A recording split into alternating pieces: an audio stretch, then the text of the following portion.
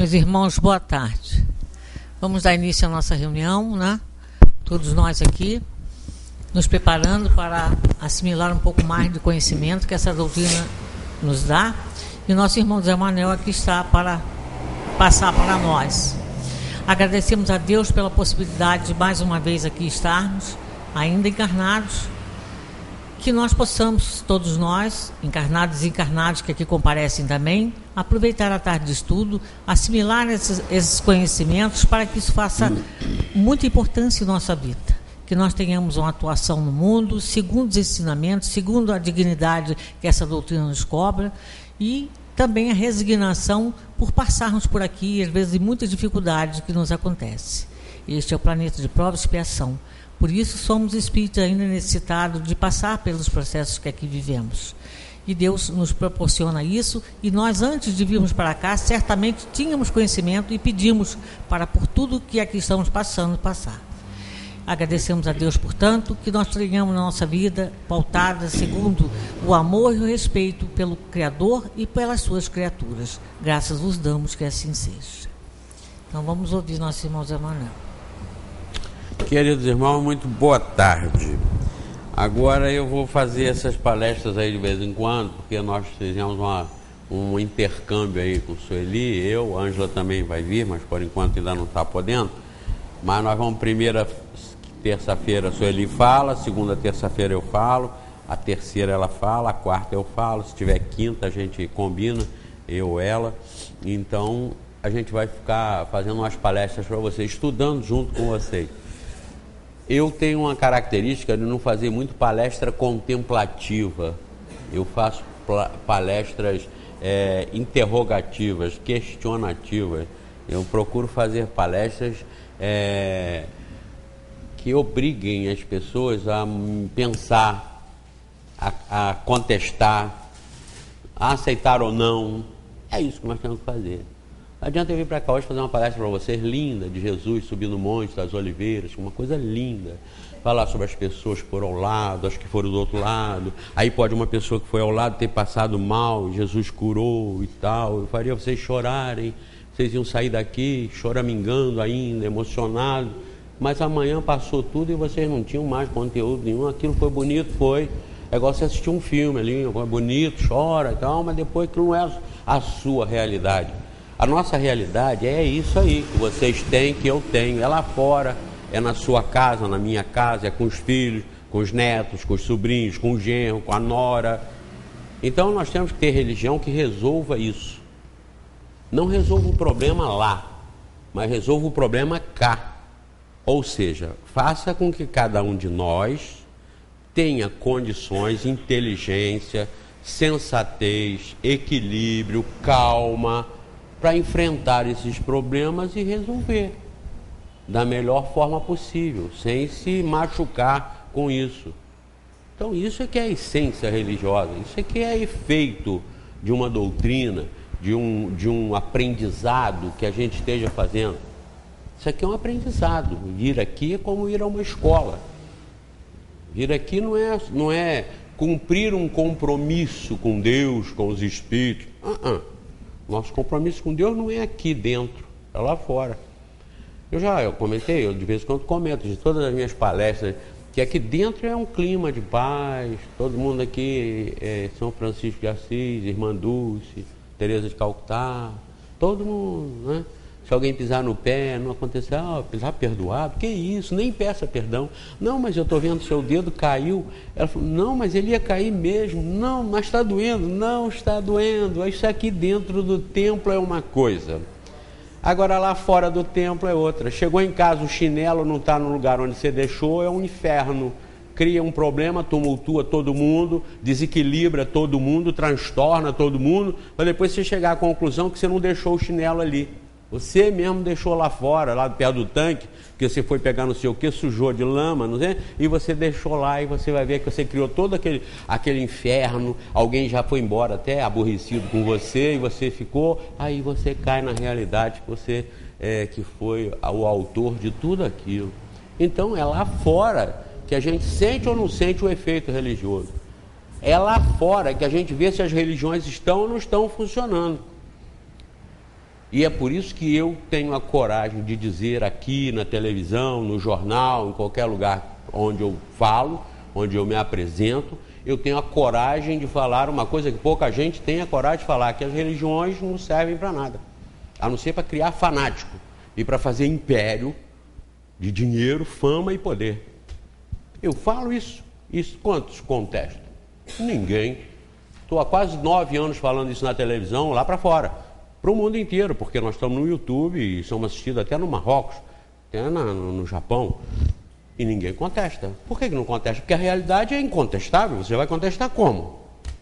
Como? Você vai contestar a força da gravidade? O que isso aqui caiu? É a força da gravidade que puxou. Quem vai parar para contestar isso? Ninguém, porque isso é uma verdade inegável, irrecusável, irrefutável. Então, ninguém contesta por isso. Agora, vocês ouvem muito pouca gente falar nisso, porque não tem coragem de falar. O Espiritismo está cheio aqui de orientações para que a gente combata isso, para que a gente alerte. As pessoas que vêm ao Espiritismo não podem sair enganadas, achando que arranjaram mais uma religião para se encostar. Não. O Espiritismo não é para ninguém se encostar. Você pode até sair daí aborrecido e nunca mais voltar. Problema seu. Como ficar é problema meu. Nós somos livres. Deus não tem pressa. O universo não tem pressa. No momento em que nós existimos, fomos criados, estamos aí, o Espiritismo vem ensinar. Nós temos a missão de ser perfeito. De ser perfeito. Ganhar dinheiro, comprar em negócios, empresas, crescer materialmente, financeiramente. Isso tudo faz parte do estudo. Isso tudo faz parte do teste. Na hora das provas, isso tudo vai influenciar, ou positivamente ou negativamente, de acordo com o indivíduo que estiver fazendo a prova, cumprindo a sua prova. Não é pecado, não é crime, não é pejorativo, negativo, ganhar dinheiro, por exemplo. Não. Agora, usar o dinheiro é que é a arte, é que aí envolve a sabedoria. Usar com amor, com resignação, com humildade, com solidariedade. Não é sair dando as coisas para os outros e ficar miserável e pobre. Isso é burrice, não é inteligente. É manter equilíbrio. É você ajudar sem se jogar num buraco por causa disso.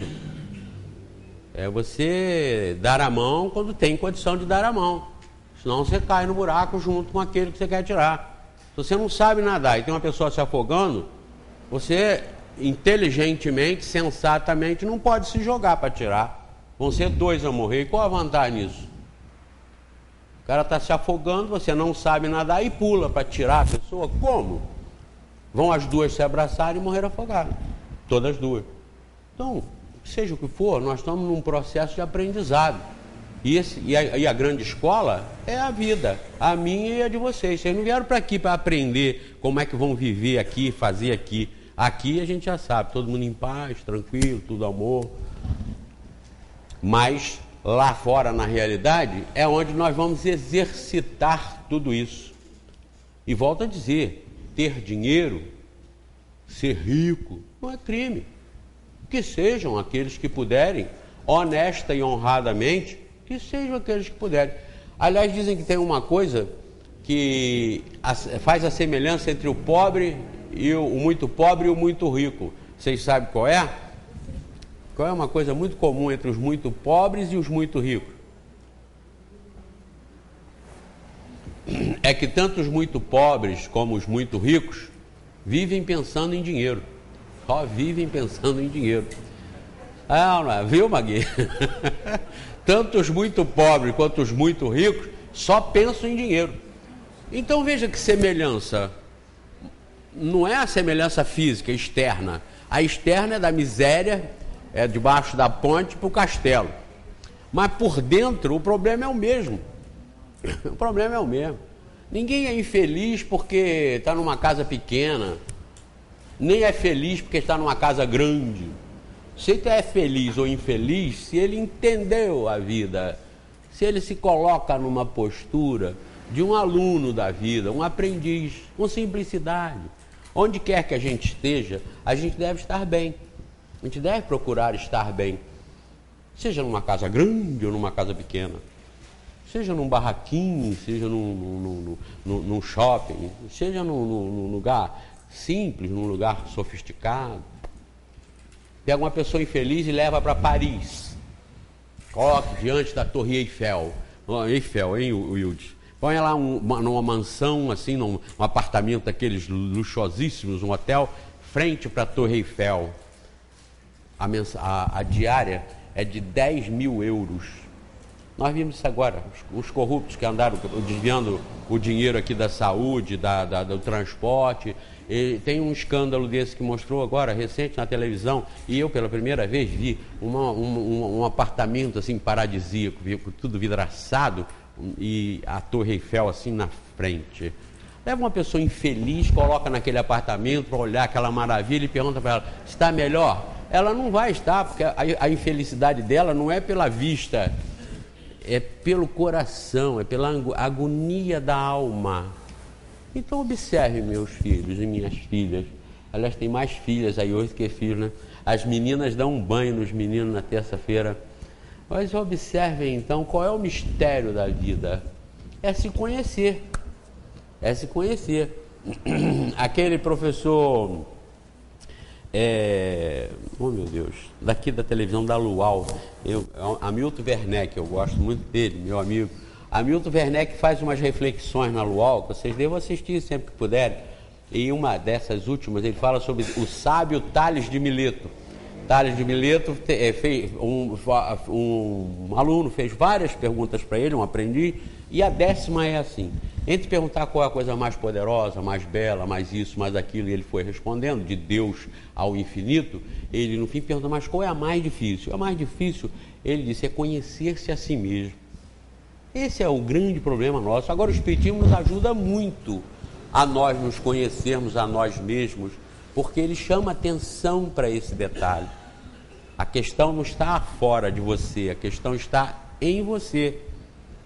Você não vai a um psicólogo para ele tratar da sua mãe que ficou em casa, ou do seu filho que está trabalhando, ou que está na faculdade. Você, quando vai ao psicólogo, é para você, ele vai tratar de você. É você que está sentado ali e ele vai tentar entrar na sua alma, na sua intimidade, para ver quais são realmente os seus problemas. Os Espíritos nos ensinam que a causa dos nossos problemas é o egoísmo, todas elas. Todos os nossos problemas, a causa é o egoísmo, porque é por nós pensarmos muito em nós, ou só pensarmos em nós, que a gente se fere tanto. É por dar muita importância a nós mesmos, que a gente é tão ofendido e atingido. Uma pessoa que às vezes fala uma bobagem, xinga uma outra, de acordo com a pessoa que foi agredida, ela não vai nem ligar, vai embora.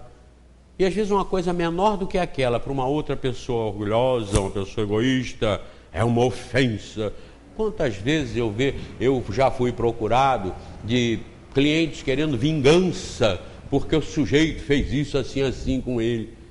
E, no entanto, pessoas fazendo coisas desse tamanho com as outras, não acontecendo nada. Por quê? Está lá na essência nossa, é você, sou eu. As mulheres são muito chegadas a isso, né? Gostam muito de bolsa e sapato, não é, Magui? Bolsa e sapato. Não sei se foi Magui, não, o Magui falou para que só 2 pares não, né? 2 pares.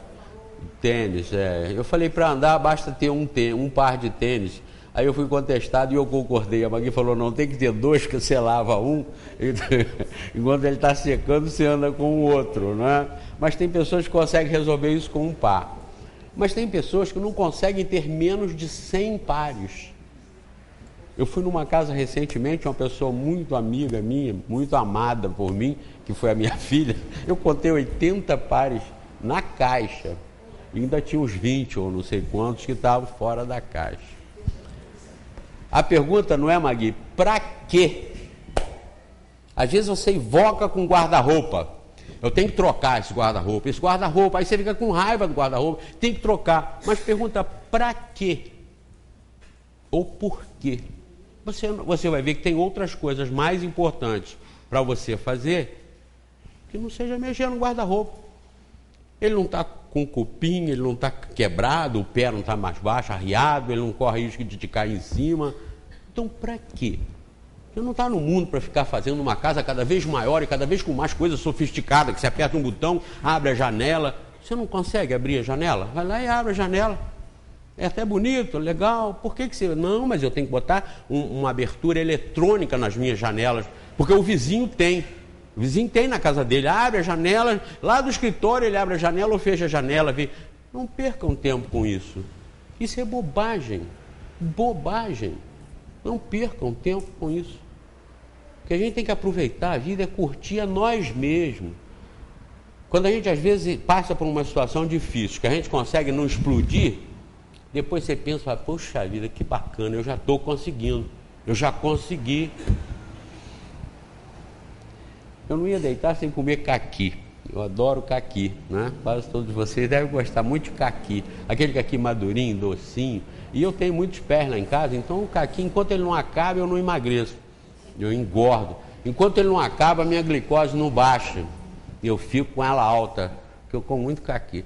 Eu tenho feito um teste agora, tem aquele caquizinho assim, que parece um tomate, ali no Tutti Frutti tem, né? Aquilo é uma delícia, aquilo é um manjar dos deuses. Eu tenho olhado para aquele miserável na fruteira e falo assim, não vou pegar. E essa semana passada eu ainda peguei um assim, dei um beijo nele, botei lá, não vou comer, e subi, larguei para lá. Teve uma hora que acho que eu não tinha levado a água, a Ângela falou assim, trouxe a água? Eu falei, não trouxe. Aí eu voltei lá para apanhar água, passei perto da fruteira, assim, olhei para ele, falei, não vou, apanhei, abri a geladeira, apanhei a água, fechei a geladeira, subi, olhei para ele de novo, não vou comer.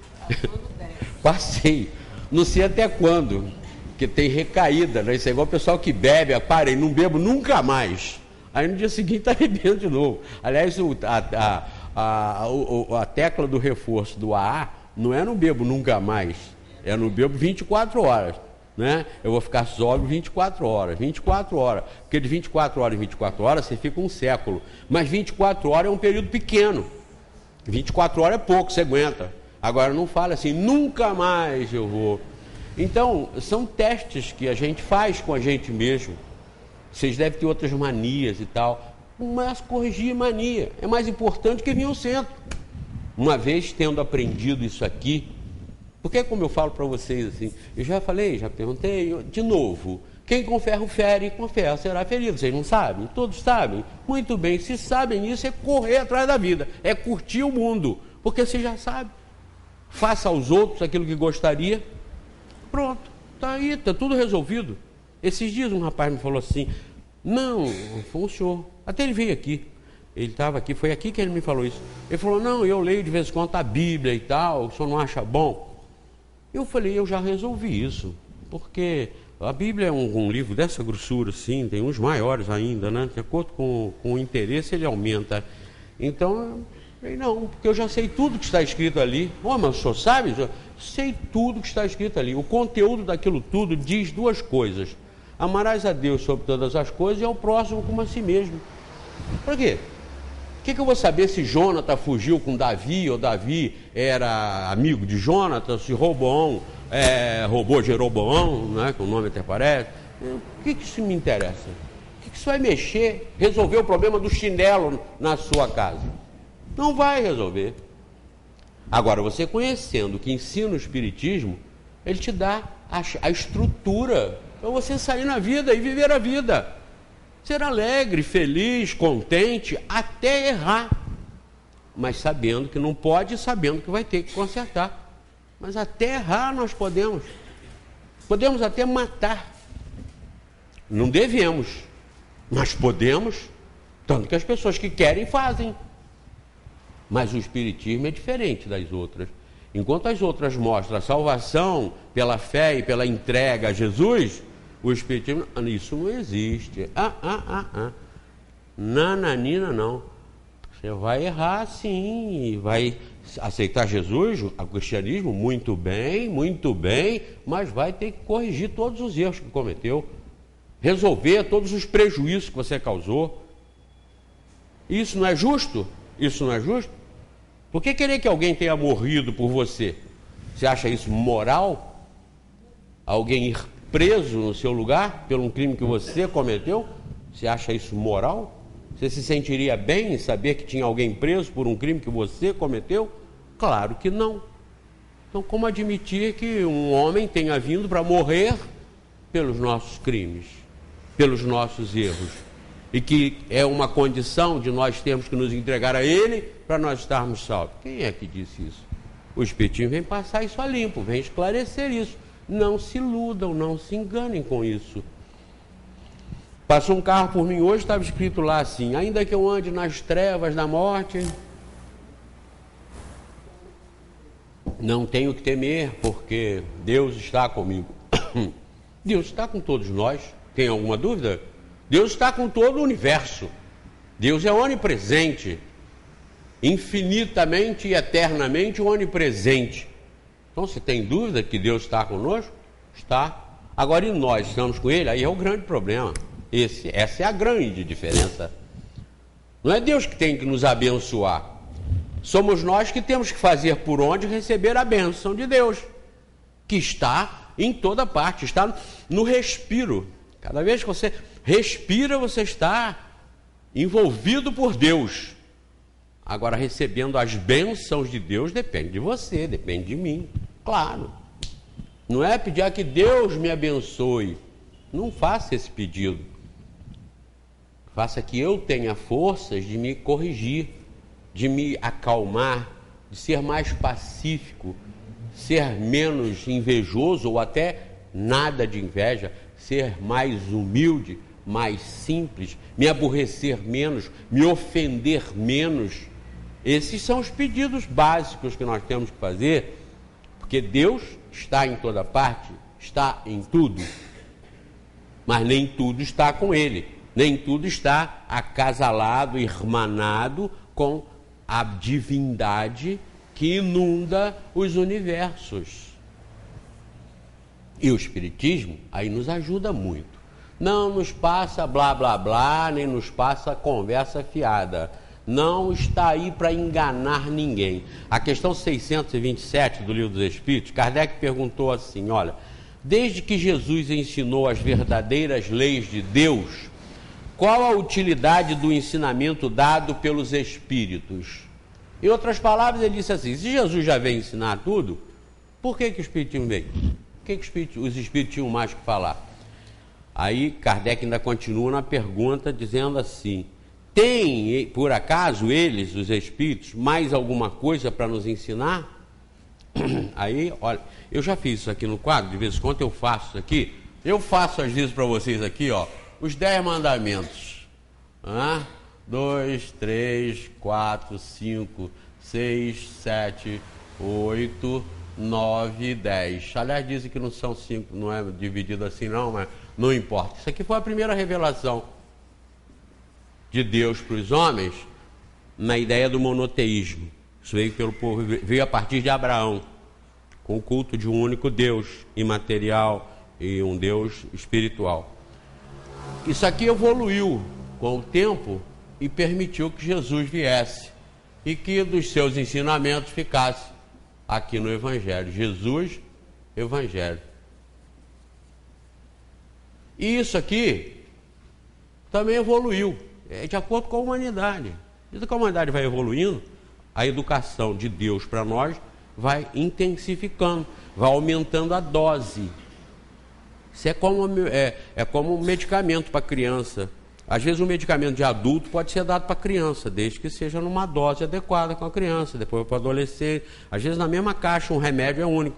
Você pode aplicar, vai variando a dose. Então a dose de ensinamento para ordenar, para equilibrar a humanidade, ela segue uma lógica das épocas. Quando o homem nós estávamos tão embrutecidos que não podiam receber mais do que isso, nós recebemos isso. Na escola primária não se vai ensinar regra de 3, raiz quadrada, não vai se ensinar altos cálculos matemáticos. Não é que o professor não saiba, o professor sabe, mas ele não pode ensinar naquela turma, para aquelas crianças, porque as crianças não têm condições de entender. Então quem aqui no planeta não tem condição de entender, somos nós, não é Deus. Não são os espíritos superiores que têm dificuldade de entender. A dificuldade aqui é nossa dos habitantes da Terra. Então é claro, é fácil de entender que esses ensinamentos, eles vinham sendo graduados, até que pôde chegar aqui no Livro dos Espíritos.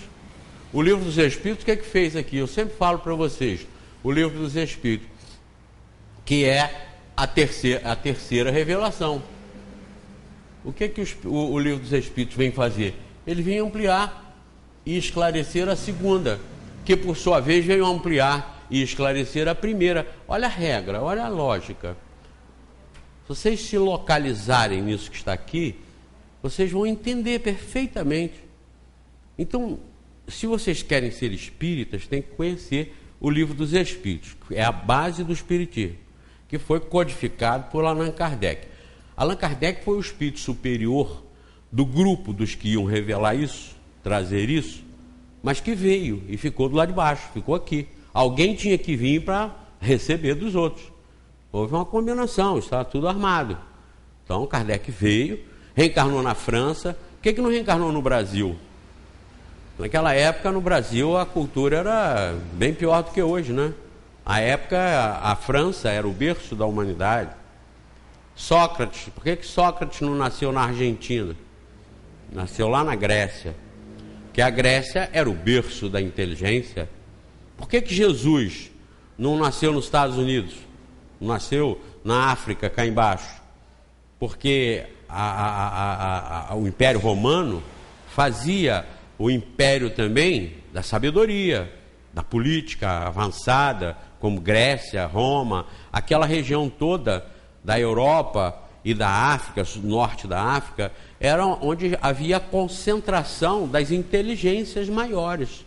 Então podem ver que todos esses grandes ensinamentos sempre surgiram em lugares onde a efervescência, o ferver da inteligência era mais acentuado, que era para podermos, nós, humanidade, termos condições de receber isso. Então, nessa graduação dos 10 mandamentos, da primeira revelação para a segunda, teve a lógica da capacidade dos espíritos encarnados em receber essas informações. Para a terceira revelação, a mesma regra, a mesma lógica. Jesus aqui não poderia ter falado detalhadamente sobre reencarnação, que a humanidade não teria condições ainda de entender. Lembram que o Nicodemos, aquele doutor das leis, não entendeu quando Jesus falou: ninguém verá o reino de Deus se não nascer de novo. Ele pensou que para o cara nascer de novo tinha que voltar ao ventre da mãe para nascer outra vez. E Jesus deu aquele ensinamento que ele não estava em condições de entender. Para por aí, não precisa explicar muito, porque esse foi o fato de Jesus ter dito que ninguém chegaria à perfeição sem nascer de novo, e o doutor da lei não entendeu. Por que ele não entendeu se ele era um doutor da lei? Porque ele era doutor numa época, aqui no ano 0, ou no ano 30. Ele era doutor no ano 30. Ele não era doutor no ano 2000. Ele era doutor no ano 30. Essa mesma humanidade lá de trás, ela vem reencarnando. Essa humanidade que habitava a Terra na época dos 10 mandamentos, ela vem reencarnando. E ela continua reencarnando. E a evolução intelectual continua aumentando. Então aqui a reencarnação já é compreendida, porque já tem até meios de se comprovar a reencarnação através de pesquisas científicas, como vocês têm lá na frente. A gente já deve ter o Muitas Vidas, Muitos Mestres para emprestado, o Brian Weiss e uma série de outros. Aquele filme que vocês podem pegar lá com a Márcia, do Minha Vida em Outra Vida, não é? Você tem lá, não tem, Márcia? Você pega, assistam, isso é, Minha Vida em Outra Vida é fato real. A mulher foi à Irlanda e lá encontrou o filho mais novo dela, que era um velhinho, que estava lá. Então são coisas. O Ian Stevenson tem no livro 20 Casos Sugestivos de Reencarnação, 2 dos quais ele estudou no Brasil, que deixa sem sombra de dúvida que reencarnação é uma realidade. Hans Rose, Eduardo Russell, uma série de pesquisadores, e Barnegi, É uma infinidade, eu não fico nem muito atrás disso, porque isso para mim já é problema resolvido. Eu não tenho que ficar provando muito para quem não quer aceitar. Quem não quer aceitar, não aceita. Vai para a sua igreja. Quem não quer vir aqui, vai para outra. Quem não quer ir em outra, vem aqui. Nós todos somos livres. Mas a nossa liberdade, guardem bem, a nossa liberdade, ela nunca vai mudar a realidade. Se o certo é o que pregam na igreja católica, não adianta você sair para outro lugar e tal, porque o certo é o que prega lá. Se o certo é o que prega aqui, é o que prega aqui e o que prega lá, porque o certo é o mesmo em qualquer... A verdade é a mesma em qualquer lugar. Se você chegar na igreja católica e largar coisa, ele vai cair. Se você chegar aqui como eu estou fazendo, largar, ele vai cair. Se for na Universal e largar, ele vai cair. Se for num templo budista e largar, ele vai cair. Por que cai em tudo quanto é lugar? Porque essa é a verdade universal. Então verdade não é verdade aqui, mentira lá, ou é mentira lá e é verdade aqui. Não. A diferença do Espiritismo para mostrar a verdade é que o Espiritismo não é religião dogmática de fé. Ele não é dogmático de fé. Enfiou na cabeça o caixote e está resolvido. Não. O Espiritismo tem os dogmas de raciocínio, de conclusão após essas pesquisas, de encarar face a face a razão, a ciência, em qualquer época da humanidade. Então você joga para discutir uma única vida, com todas as divergências sociais e físicas que nós temos no planeta, e joga essa análise das várias vidas, das várias existências em cima do planeta para explicar todas as divergências sociais e físicas, que aí você vai ver que realmente a reencarnação fecha com isso que você pensa ser Deus. Eterno amor, eterna bondade, eterna justiça. A reencarnação fecha. Se você tirar a reencarnação, nada fecha. Você, afinal de contas, quer solução ou não quer solução? Se você quer solução, parte para a reencarnação e continua pesquisando. Pesquisa para contestar. Eu, pelo menos, faço assim. Eu pesquiso sempre para me contestar, para contestar o que eu estou aceitando. Por isso que eu tenho muito argumento em debater qualquer coisa com qualquer um, porque quando o camarada vem me jogar uma questão para me contrariar, eu mesmo já joguei aquilo para mim e eu já resolvi o problema. É pesquisa, é vivendo e aprendendo. Então, olha o que diz o Eros dos Espíritos para Kardec nessa pergunta que eu li e vou ler de novo.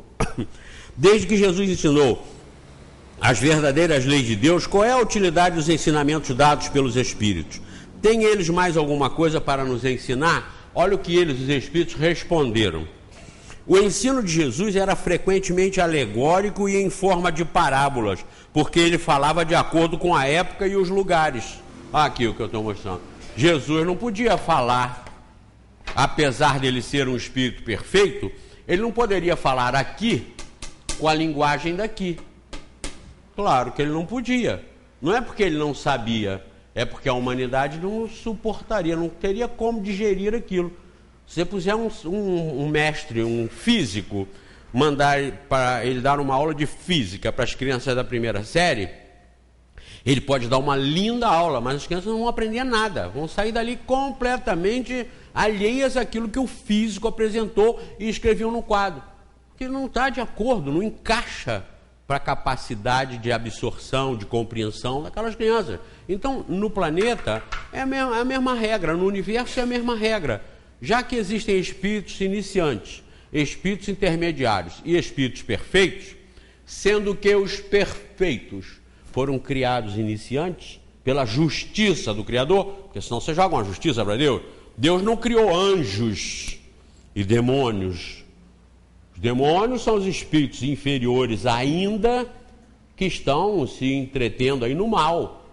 Então são chamados demônios, passageiros. E os anjos, os perfeitos, os puros, são aqueles que já foram muitas vezes demônios e que se consertaram e se corrigiram. Isso não é justo? E por acaso, mas isso não acontece. Onde é que está isso tudo aqui? Claro que não está aqui.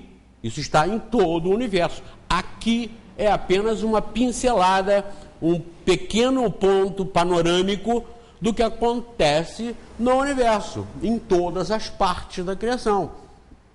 Então, olha o que eles disseram. Jesus falava de forma figurada, por parábolas, porque nós não estávamos ainda em condições de compreender a humanidade. Ele falava de acordo com a época e com os lugares. Tem até, veja,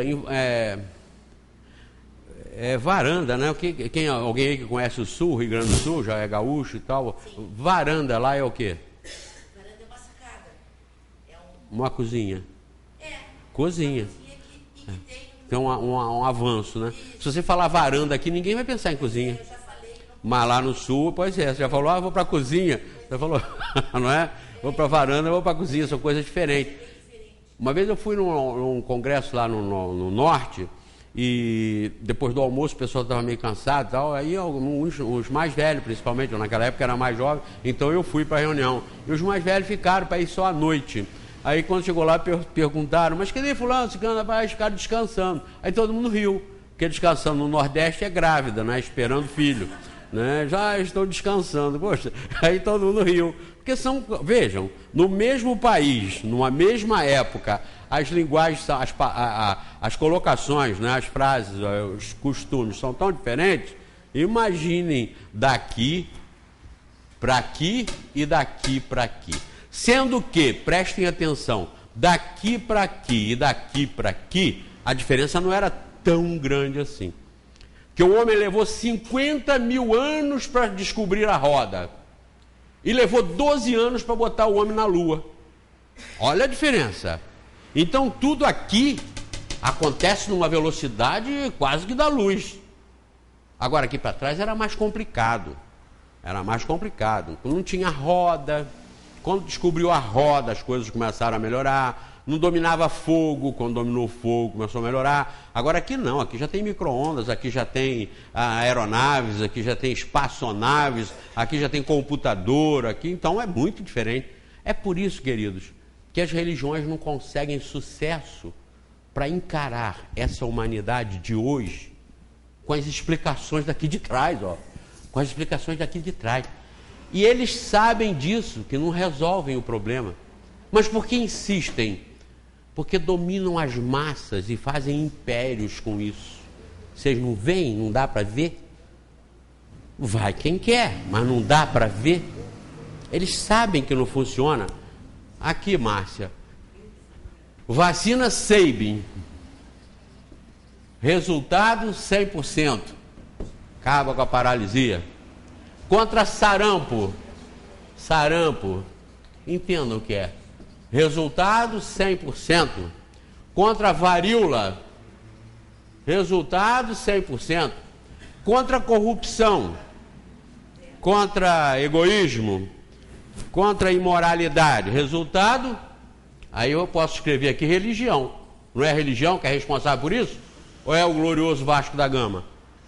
Não é, né? Não é time de futebol que tem que mudar o caráter e o comportamento das pessoas. Não é. Não é religião que tem que fazer isso? Pois é, resultado, 2%. Isso aqui é dado estatístico do Dr. Nelson Kepp. Nelson Kepp, não.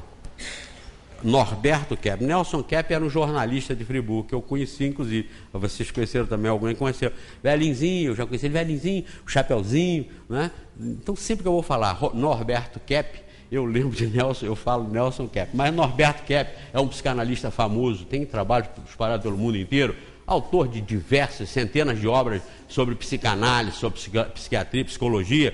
Então, Nelson Kepp diz que 98% do planeta é dominado pelo mal, é regenciado, gerenciado pelo mal. Estatística dele. Eu falava até 90%, eu deixava 10% de folga, mas agora eu estou usando dele, 98%. Então vejam bem, olha só a lógica, botem a cabeça para funcionar. Como eu disse, a palestra não é, como é que eu falei? A minha palestra não é... Não, ela não é de adoração, ela é de reflexão. Vamos lá, eu não falei isso, mas ela não é de adoração, ela é de reflexão. Reflitam, olhem para cá e reflitam.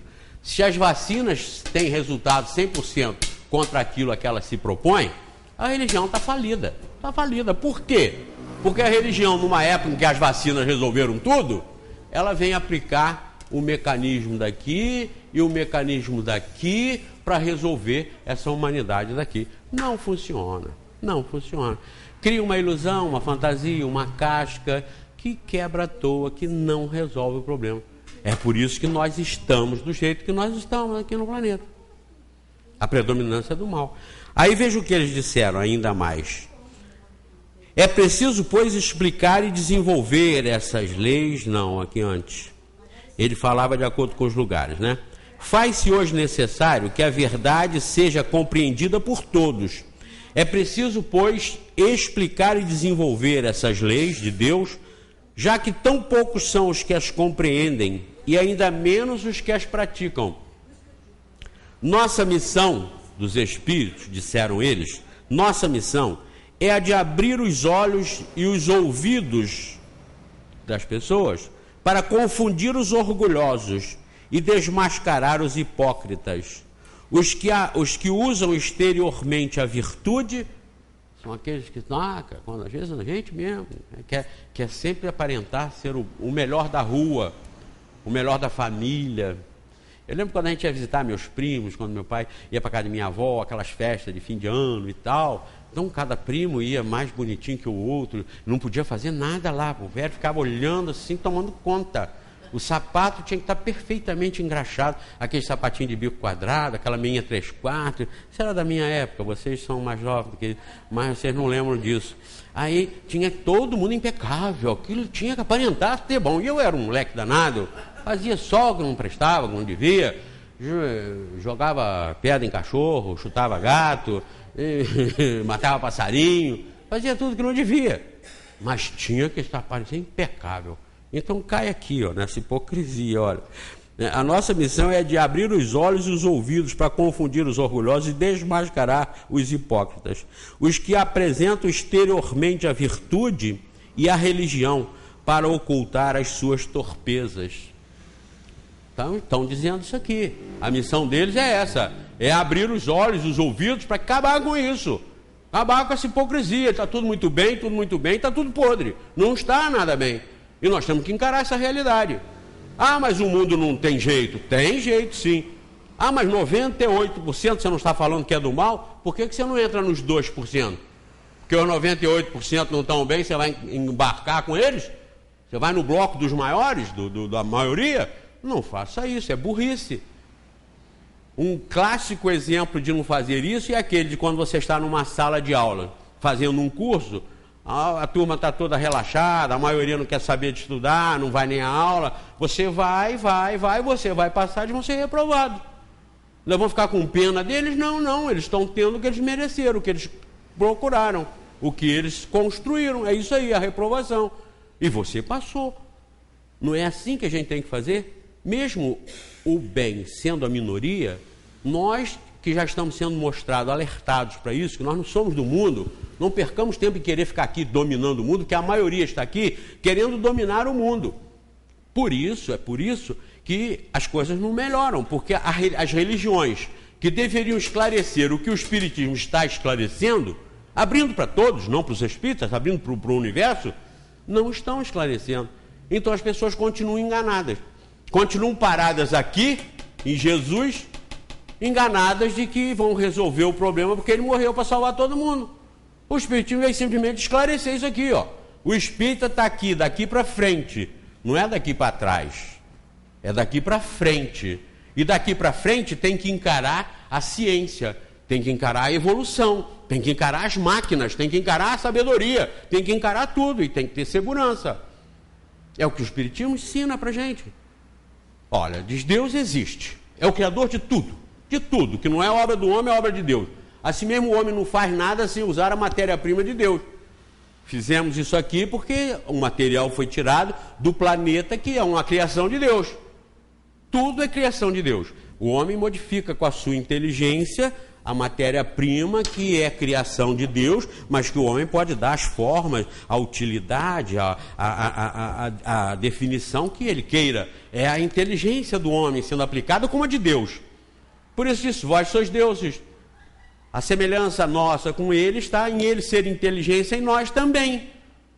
Ele criou, modulou, e nós também aqui, criamos, modulamos, só não fizemos a matéria-prima. Isso é dele.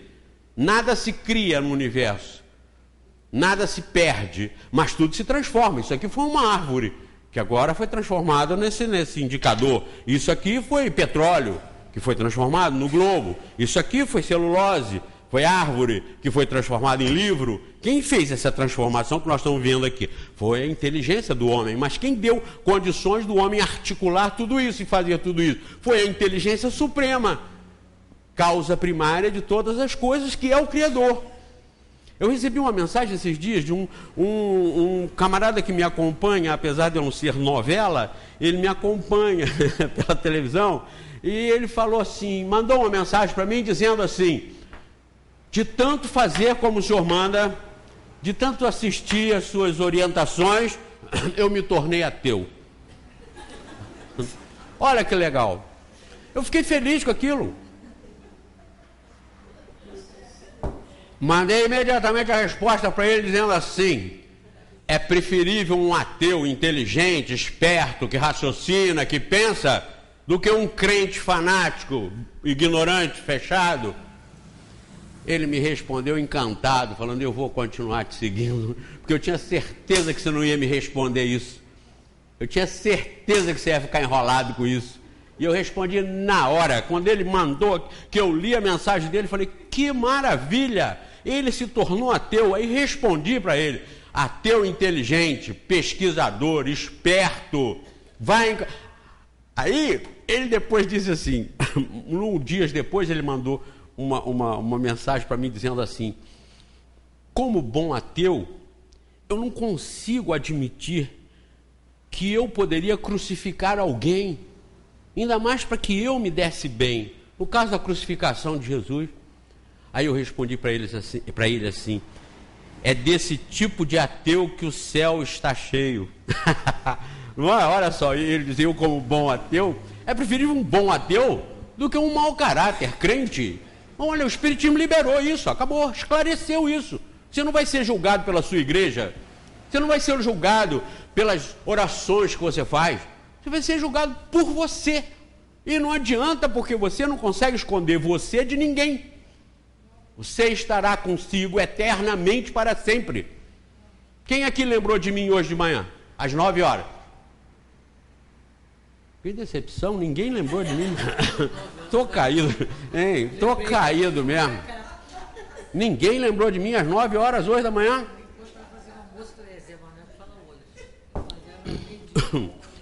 Mas olha, eu vou me vingar de vocês, porque eu também não lembrei de vocês às 9 horas. Nem hoje de manhã, não lembrei de vocês. Mas quem aqui esqueceu de si mesmo às 9 horas da manhã? Hã? Quem? Hã? Claro que ninguém. Está aí explicado porque que nós damos tanto valor a nós mesmos. É porque nós não conseguimos se livrar da gente. Nós não conseguimos se livrar de nós mesmos. Nós somos escravos de nós mesmos. Então nós temos que pensar sempre em nós mesmos. E nesse pensar em si mesmo, você sabe que você tem que se abastecer para você existir fisicamente. E isso faz com que você procure ter sempre além da conta. Além da conta. Lembram que eu às vezes dou aquele exemplo? Eu tive uma notícia antes de vir para cá, no meu escritório, de uma pessoa, um alto funcionário do governo, disse que vai acabar o açúcar. Tem uma crise de açúcar, vai acabar o açúcar. Vocês já saem daqui pensando no ABC, no Extra, né? Vocês vão falar: bom, vamos passar lá no Extra, vou comprar lá uns 20, 30 quilos, se levarem em casa eu vou comprar logo 50 quilos. Não é assim? Porque vai acabar. Então é a preocupação: opa, se vai acabar, lá em casa vai ficar sem, não pode, por quê? Porque como é que você vai se manter? Hã? Vai acabar a gasolina, todo mundo corre pro posto para encher o tanque, leva um galão para encher o galão, leva uma bacia para encher a bacia, porque vai acabar a gasolina. É pensando assim que a gente age em tudo e destrói o planeta. Eu quinta-feira vou participar eu fui convidado para essa Rio 20, e Rio mais 20, e eu vou ter a oportunidade de ver isso ao vivo lá, porque eu já sei qual é a razão. O Espiritismo já nos ensina por que isso está assim. É pelo egoísmo, é por isso que eu falei, é por causa do açúcar, da gasolina, da água. Vai acabar a água, tomamos encher tudo que tem boca e fundo, enche. Tanque, vaser balde, tudo que tem boca e fundo, enche. Tem coisa que tem boca e não tem fundo.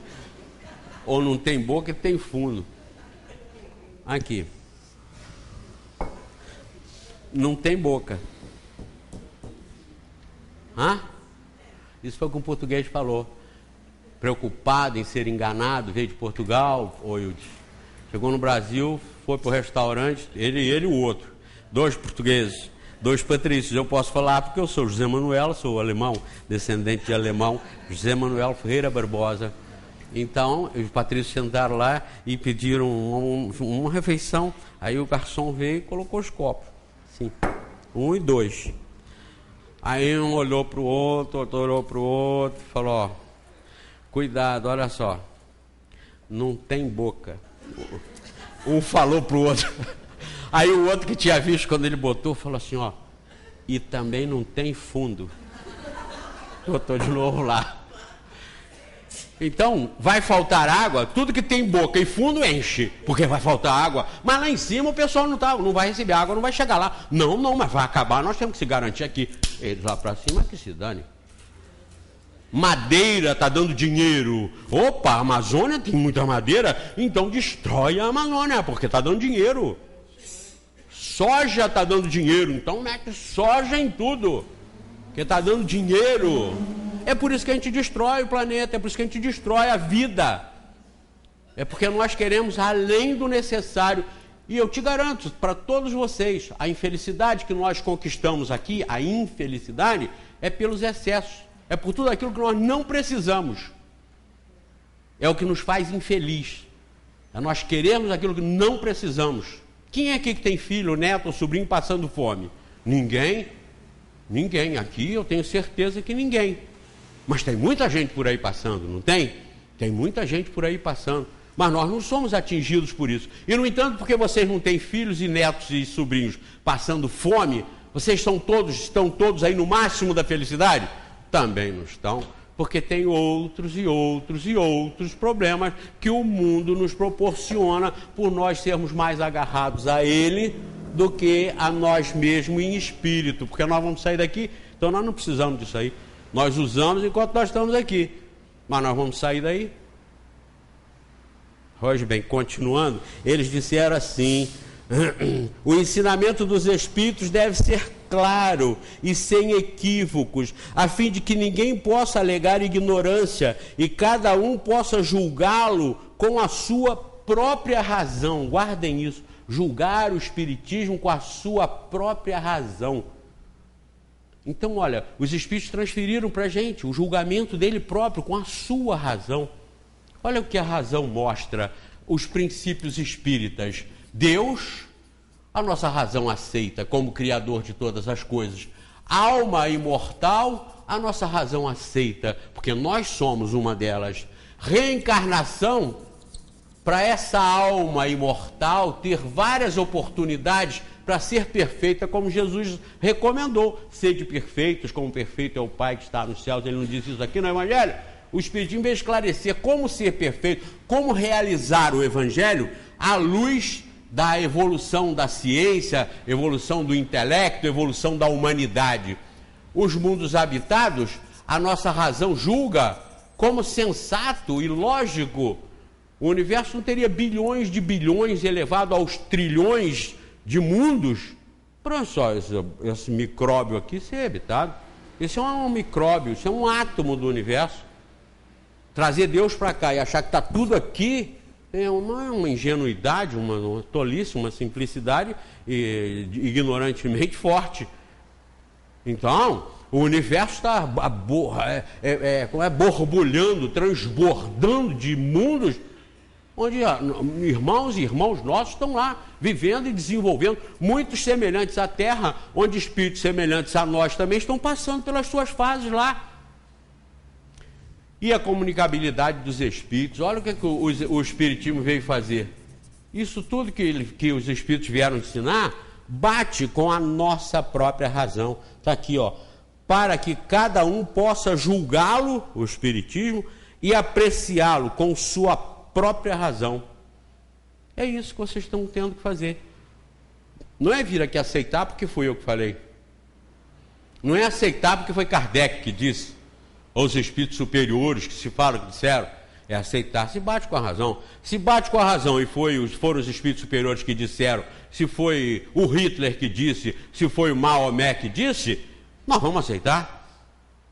Bate com a razão, bate com o bom senso, bate com a verdade.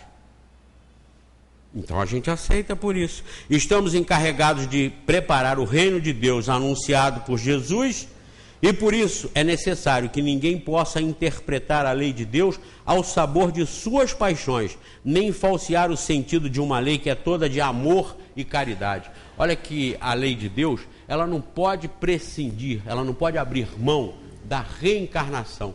Prestem atenção nisso aqui. Por isso a missão dos espíritas, a missão de todos vocês e minha, é passar a ideia da reencarnação para frente, mostrando que todos, através das vidas que estão tendo, boas ou mais, felizes ou infelizes, todos estão passando por um processo para atingir a própria alma. A reencarnação é o medicamento para a alma, é o remédio para a alma. Os sofrimentos são esses ingredientes desse remédio que atingem a alma e recuperam a alma. A alma sai diferente do corpo. Ninguém vai ficar no corpo, não tenham dúvida disso. Os maiores milionários e reis do mundo, todos eles passaram, e nós vamos passar. Nós nunca estivemos tão perto da morte como hoje. Vocês nunca estiveram tão perto da morte como hoje. Não saiam daqui assustados. Uma vez eu falei isso e morreu uma pessoa que estava sentada ali no dia seguinte ou 2 dias depois. Aí o pessoal falou, pô, você falou aquilo lá, a senhora morreu, né? Se ela estivesse na Igreja Universal, ela não ia morrer? Se ela estivesse lá num templo budista, ela não ia morrer? Exatamente naquele dia e naquela hora, porque foi o dia e a hora dela. Ninguém morre antes da hora. Ninguém morre antes da hora. Todos nós temos a hora certa. Não foi a hora, você não embarca no avião que vai cair. Às vezes você já está lá dentro, dá uma coceira geral no corpo, uma agonia, que você sai alucinado, que está aí eles deixam, o avião vai embora, aí cai. Morreu todo mundo, menos você, que não estava na sua hora. Vocês não conhecem isso? Isso não é comum acontecer? É comum acontecer, isso não é raro, isso é comum. Por quê? Não estava na hora. Quem não estiver na hora não vai. Agora, quem estiver na hora, ainda que não fosse naquele voo, deu uma adiantada, trocou a passagem, fez tudo, telefonou, entrou na internet, conseguiu ocupar o lugar naquele avião e vai. E cai o avião, morre todo mundo. Nós estamos numa regência do universo. E tudo que acontece com a gente não é perdido. Nós é que temos que aproveitar isso. Como eu disse e vou encerrar dizendo, Deus está aí, está com você, está comigo. Está no ar que nós respiramos. Então não é pedir as bênçãos a Ele, é receber as bênçãos dele, mudando o nosso emocional, mudando o nosso sentimento. Ou você acha que Deus só vai te achar a hora que você se prostrar e fizer um chamado para Ele? Não, Ele está sempre com você, está sempre em você, em mim. À medida que nós vamos melhorando, nos aperfeiçoando, nos aprimorando, nos dominando, o mais difícil que o professor disse lá, conheça-te a ti mesmo. À medida que nós vamos nos conhecendo a nós mesmos e temos essas informações de que nós temos que nos controlar, sermos mais pacíficos, mais equilibrados, mais simples, mais humildes, nós vamos recebendo as bênçãos de Deus. Elas vão fazendo parte de nós. Antes nós ficamos como um pingo de azeite dentro de uma vasilha de água. A água está em toda a volta, mas a gente não se mistura. Agora, à medida que você se transforma, você começa a se misturar com Deus. E não é legal ser assim com Ele? Então lá estava escrito assim, ainda que eu ande pelas sombras e o vale da morte, eu não tenho que temer, porque eu estou com Deus, ou Deus está... E Ele pode estar com você, mas você estará com Ele só quando você abrir as portas. E abrir as portas é quando você for eliminando orgulho, vaidade, inveja, melindres. É quando você for sendo mais você, simples como uma flor, como uma nuvem, simples como um riacho, simples na composição da natureza. Prestem atenção nisso. Prestem atenção nisso. Como eu disse, as minhas palestras são reflexivas, não são emocionais e fazê-los chorar. Eu tenho que fazê-los raciocinar. Eu quero que vocês saiam daqui teólogos, que isso não é coisa para quem estudou em colégio de padre, não. Quando fala teólogo é padre, não. Teólogo é quem pesquisa Deus, quer entender Deus. Então eu quero que vocês saiam daqui, teólogos e filósofos. Por que filósofos? Porque eu quero que vocês saiam daqui perguntando, duvidando, tendo questionamentos. Quem entra e sai do jeito que entrou, entrou assim e saiu assim. Não adianta. Essa é a reflexão do Espiritismo. O Livro dos Espíritos todinho, ele é composto de perguntas e respostas. Porque Kardec sabia, e os Espíritos também, que é a melhor maneira da gente aprender. Pergunta e ouve a resposta. Um dos grandes mestres desse método foi o próprio Sócrates, que quando você perguntava, ele te respondia com a pergunta. Então, é o que eu quero que vocês saiam daqui sempre fazendo.